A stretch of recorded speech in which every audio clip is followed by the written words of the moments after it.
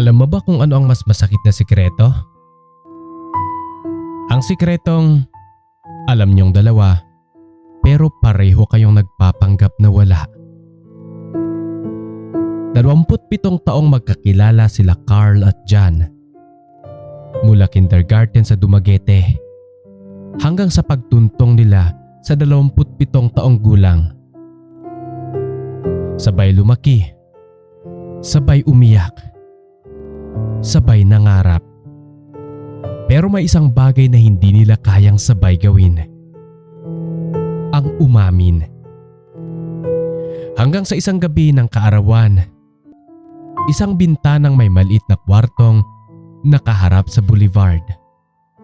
May isang pintong bumukas ng hindi sinasadya. May isang hubad na katawan. May isang titig na hindi maaring itanggi. May isang linyang binulong sa dilim. Pinto, isara mo at huwag kang aalis. Ito ang kwento ng dalawang lalaking nagkukunwaring magkaibigan lang. Ito ang gabing nagtanggal ng lahat ng mga kunwari. Dear Kuya Rex, 30 taong na kami magkakilala ni John. Oo, 30. Simula kindergarten sa West City Elementary hanggang ngayong 27 na kaming pareho. Sabay kaming natutong magbasa. Sabay naming iniyakan ang unang bagsak na grado. Sabay kaming unang uminom ng tuba mula sa may boulevard hanggang sa malasing kami. Hanggang sa malasing kami pareho at nakatulog sa ilalim ng puno ng akasya. At ngayong gabi, kaarawan ko. Dapat ay masaya ako. At totoo naman, masaya ako. Nandito ang lahat ng kaibigan ko. Sila Marco at sina Rica. Sina Luis at syempre si Mia. Pero mas lalong syempre, nandito si John. Nandito siya lagi. Mula bata pa. Kahit anong birthday ko, siya ang unang dumadating at huling umaalis. Dala-dala ang regalong hindi ko alam kung saan niya kinukuha. Isang libro. Isang lumang CD ng Eraserheads. O kaya minsan, isang mangga galing sa puno nila sa likod ng bahay. Ngayon binigyan niya ako ng isang leather bracelet. Mura lang siguro. Pero inukitan niya sa loob ng letrang J at C na magkadikit. BFF. Ang sabi niya sabay tawa. Pero ang mata niya ay hindi tumatawa. Yung mata niya, alam na alam ko yon kasi 30 taon ko na siyang tinititigan.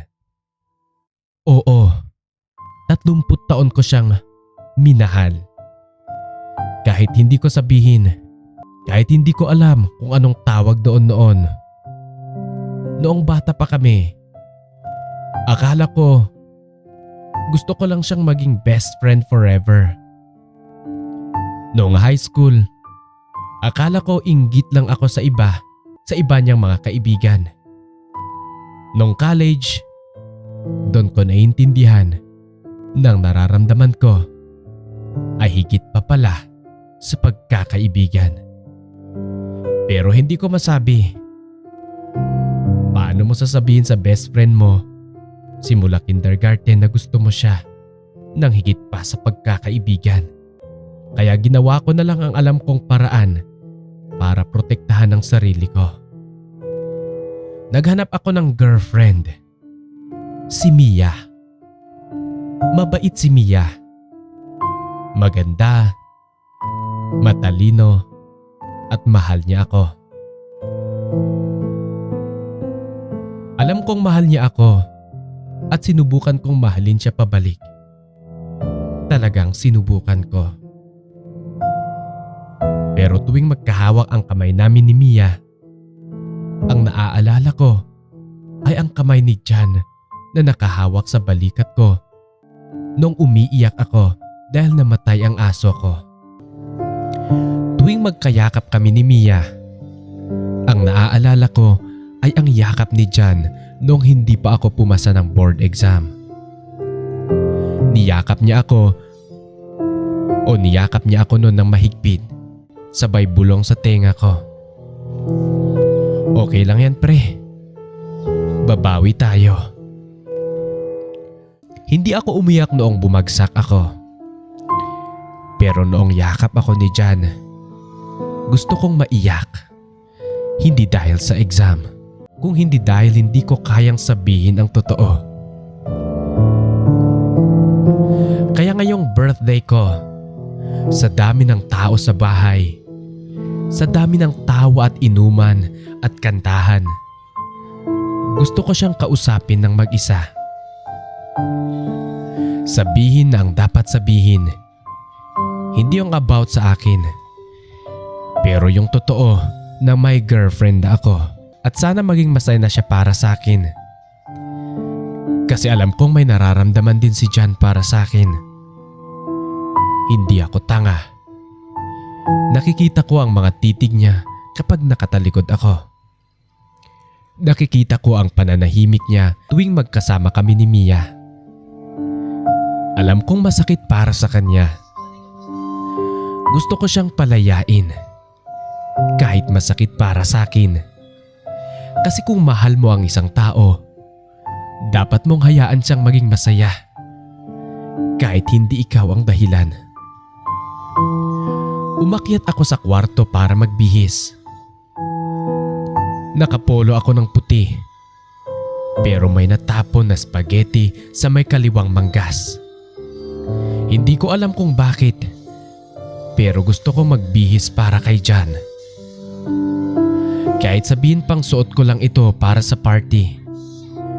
Alam ko sa sarili ko na gusto ko magmukhang maayos sa harap niya.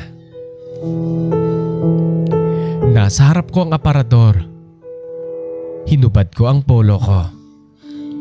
Nakatayo ako sa harap ng salamin. Nakatalikod sa pinto. Katatapos ko lang magbihis ng sando. Itim, masikip.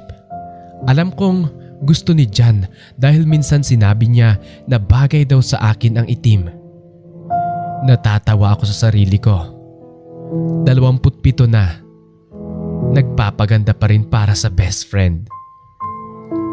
At habang hinuhubad ko ang pantalon ko, narinig ko ang pinto. Bahagyang bumukas.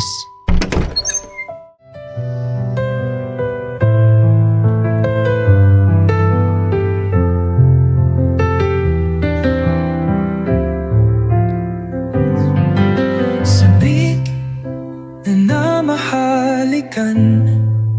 Akala ko si Marco o si Luis na laging naghahanap ng charger o extra na baso. Kahit hindi ako lumingon agad, patuloy kong hinihila pababa ang maong ko.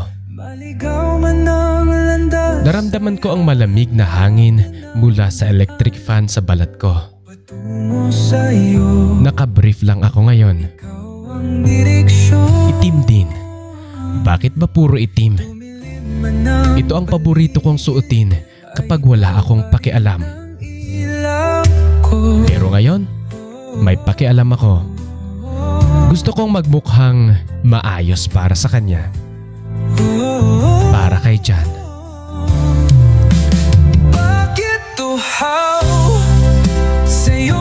Lumingon ako at nagulat ako. Nakatayo si Jan sa pintuan. Nakatitig siya sa akin. Hindi ko maintindihan ang ekspresyon ng mukha niya. Para siyang nahuling gumagawa ng bawal. Pero hindi siya umalis. Nakabuka ang bibig niya.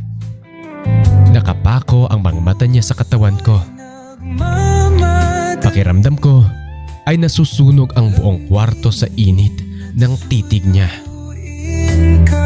Jan? Ang tanging nasabi ko. Namula siya. kahit Hindi siya nagsalita agad. Tumagilid ang ulo ko. Muntik akong ngumiti dahil alam ko ang hitsura na iyon. Yun ang hitsura niya noong bata pa kami. Noong mahuli niya akong nagnanakaw ng candy sa tindahan ni Aling Marites. Yung tipong nahihiya pero hindi makaiwas. Sorry, sabi niya ng malakas. sayong sayaw Napakalakas ng boses niya pero nanginginig. Naghahanap-hanap lang ako ng hindi niya natapos. Hindi ko alam kung ano ang pumasok sa isip ko noon. Siguro ang alak. Siguro ang emosyon. Siguro ang katotohanang mahal ko siya mula pa noong hindi pa namin alam ang salitang pag-ibig. Pero sa halip na pagalitan siya o paalisin, ang sabi ko ay, sa "Pinto, kalutod ng isara mo." bawat bigkas ng Kitang-kita ko ang paglaki ng mga mata niya. Isinara niya ang pinto. Pero hindi siya lumapit. Nanatili siyang nakatayo roon. Nakasandal sa pinto na para bang natutunaw ang tuhod niya. sayong sayo At huwag kang aalis. Dagdag ko pa. May kailangan akong sabihin sa'yo. sa tabi ko Tumango siya. Walang imik. Hinawakan niya ang kamay niya sa likod niya na para bang hinahanap ang doorknob. Pero hindi niya binuksan. Lumapit ako ng bahagya. Hindi masyado. Sapat lang para marinig niya ang boses ko.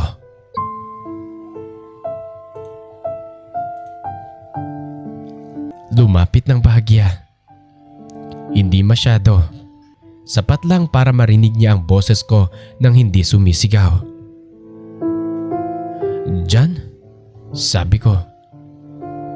Alam kong mahal mo ako." Nanlaki ang mga mata niya. Pumuka ang bibig niya para sumagot pero walang lumalabas. Walang lumalabas na mga salita. At alam kong masakit para sa'yo na may girlfriend na ako. Patuloy ko. Alam ko dahil 30 taon na kitang kaibigan. Kilala kita. Higit sa sarili ko. Napayo ko siya. Nanginginig ang kanyang mga kamay. Carl? Bulong niya. Huwag naman. Hayaan mo akong magsalita. Sabi ko. Lumapit pa ako ng isang hakbang. Ngayon ay halos isang braso na lang ang layo namin sa isa't isa. Naamoy ko siya. Ang pabango niyang pabango ng lolo niya. Ang kulay green na bote na lagi niyang gamit simula high school. Hindi ko alam kung bakit pero sa sandaling iyon, gusto kong yumakap sa kanya. Mahal kita, Jan. Nanlalamig ang buong paligid. Parang tumigil ang electric fan. Tumigil ang orasan sa daigdig. O tumigil ang orasan sa dingding. Tumigil ang pagtibok ng puso ko. Tiningnan ko siya ng diretso sa mata.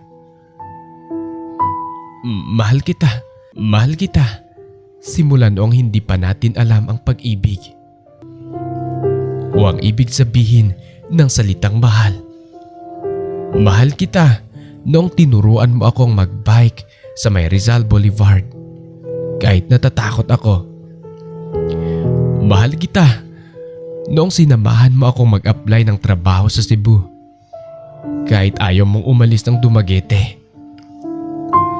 Mahal kita sa tuwing tatawanan mo ang corny ng jokes ko.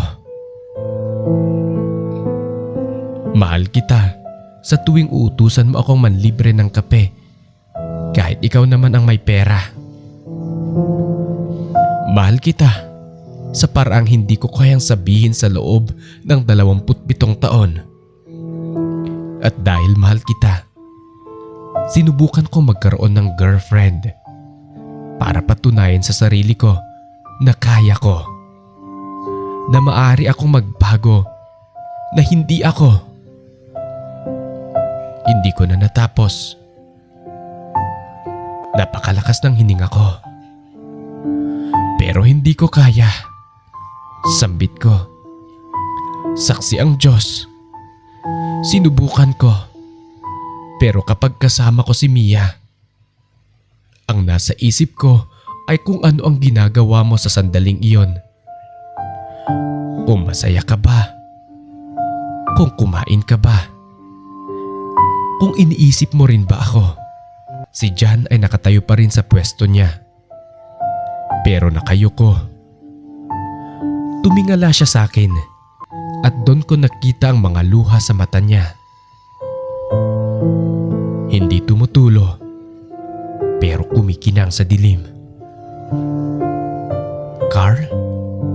Bulong niya. Bakit ngayon mo lang sinabi? Natatakot ako. Anong 27 taon ka na? Natatakot? Oo. Tumawa siya. Tawa na may halong hikbi. Putang ina mo, Carl. 27 taon kitang hinintay. Akala ko wala akong pag-asa. Kaya tinitiis ko na lang. Tinitiis ko makita kang masaya kasama si Mia. Tinitiis kong makitang magkahawak kayo ng kamay. Akala ko mas gugustuhin ko maging best friend mo na lang kaysa mawala ka. Mawala ka ng tuluyan. Habang sinasabi niya yon, nakita ko ang pagtulo ng kanyang mga luha. At sa sandaling iyon, wala na akong pakialam. Hinawakan ko ang kamay niya. Ang kamay na nakasaksak sa bulsa ng kanyang shorts. Ang kamay na kasing init ng araw ng Dumaguete noong Abril. Hindi siya umurong. John, sabi ko ng mahina. Hindi ko alam kung anong mangyayari pagkatapos ngayong gabi. Hindi ko alam kung paano natin sasabayan o hindi ko alam kung paano namin sasabihin kay Mia o kay Marco o sa magulang natin. Hindi ko alam kung handa na ba ako. Pero alam ko lang, gusto kitang yakapin. Gusto kitang yakapin ngayon. Gusto kitang hawakan sa paraang hindi ko magawa sa loob ng 27 taon. Tumango siya. Walang salita. Hinila ko siya papalapit. At sa wakas, sa unang pagkakataon sa aming mahabang pagkakaibigan, niyakap ko siya nang hindi bilang kaibigan. Niyakap ko siya nang parang mahal ko siya. Dahil mahal ko siya. At sa yakap na yon, narinig ko ang pag-iyak niya sa balikat ko. Naramdaman ko ang init ng katawan niya laban sa akin. Ang kanyang dibdib na kumakabog. Ang kanyang mga bisig na pumupulupot sa bewang ko. At ang kanyang mga hininga sa leeg ko. Carl, bulong niya. Huwag mo akong bitawan. Yumakap ako ng mas mahigpit. Hindi na. Sagot ko. Sa labas ng kwarto, naririnig pa rin ang tugtugan at tawanan ng mga bisita. Si Mia ay nasa baba. Inaasikaso ang mga pagkain. Si Marco ay humihirit ng videoke. Si Luis ay nagkukwento ng bagong tsismis. Pero sa loob ng kwartong ito, sa liwanag ng buwan at dilim ng gabi ng Dumaguete, nagsimula ang isang bagong kwento. Ang kwento namin ni Jan. Ang kwento na 27 taong naming hinintay. At sa wakas, handa na naming harapin.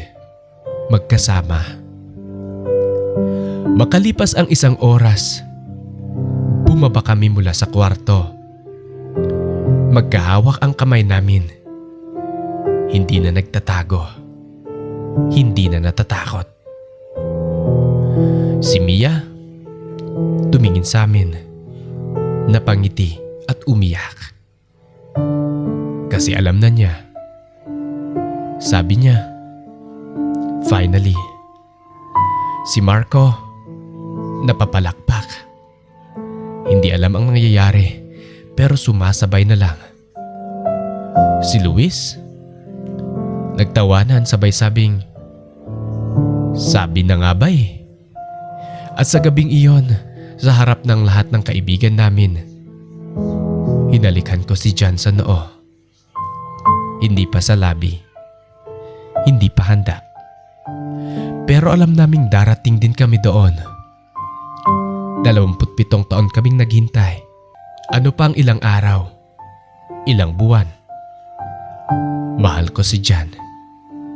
At sa wakas, alam na niya. Kuya Rex, hanggang dito na lamang at maraming salamat sa pagbasa sa kwento ng buhay at pag-ibig ko. Lubos na gumagalang at nagpapasalamat. Jan. Ang pinakamabigat na laban ay hindi laban sa ibang tao, kundi laban sa sariling takot. Ang tagal niyong tinago ang totoong nararamdaman dahil pareho kayong natatakot mawalan ng isa't isa.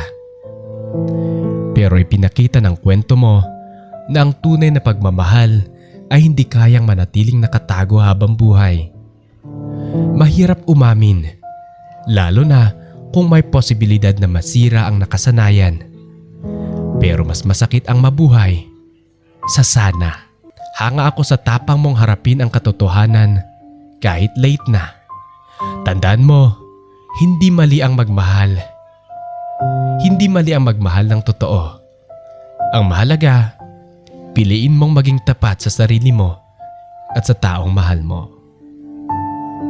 Muli maraming salamat Jan sa pagpapadala ng kwento mo at iyong naging buhay, karanasan sa pag-ibig. Sa ating mga solid listeners, kung gusto nyo magpadala ng iyong mga sulat, kasaysayan, lihim sa buhay at pag-ibig, maaari nyong ipadala sa amin sa aming mga official Facebook page at Gmail account sa nakapin sa ating comment section sa video na ito. Hanggang sa muli, ako si Kuya Rex at ito ang Pinoy Secret Diaries.